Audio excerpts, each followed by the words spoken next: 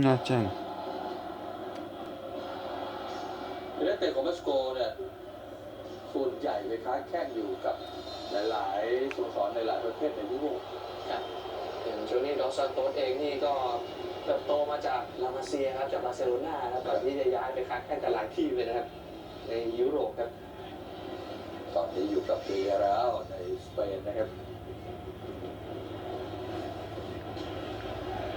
ฟรีคิกของทางด้านเม็กซิโกครับ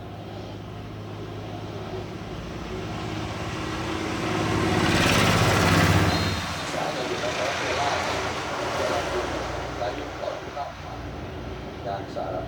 สกัดก็ยังเป็นบอลของเม็กซิโกครับลายุเปิดเข้ามาใหม่ก็ติดอีกครับจอห์นบรูสกัดได้แต่ลูกก็ยังเป็นของเม็กซิโกอยู่ดีครับเราขึ้นกลับหลังไปให้ลอสซาซิโดครับกลับไปคาราราตัวเก้าจะอาศัยลูกเก๋าอย่าตัวบักแล้วล้มไปไม่ได้ฟาวครับหันไปวนแต่ฟินหน่อยครับเราเป็นมาเกสโอ้ยจังหวะนี้แหละฟาวครับแมนเดเซอร์ครับฟาวคอสเวลาสังเกตผู้ตัดสินเกมนี้ครับวอลเตอร์โลเปสนี่ค่อนข้างจะปล่อยเกมนะบางแต่หลังจังหวะนี่เสียกันหนักถ้าแบบว่าปล่อยให้เล่นต่อครับป้า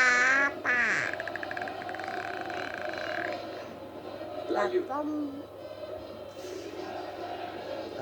มาเกส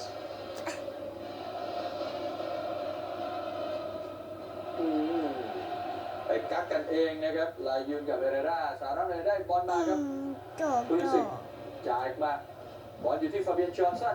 เปิดติดครับบอลโดนเอ็กเตอร์โมเรโนออกครับลูกเตะมุมของสหรัฐอเมริกาสองซันคืองานเลนซ้ายโยกมาขวาครับ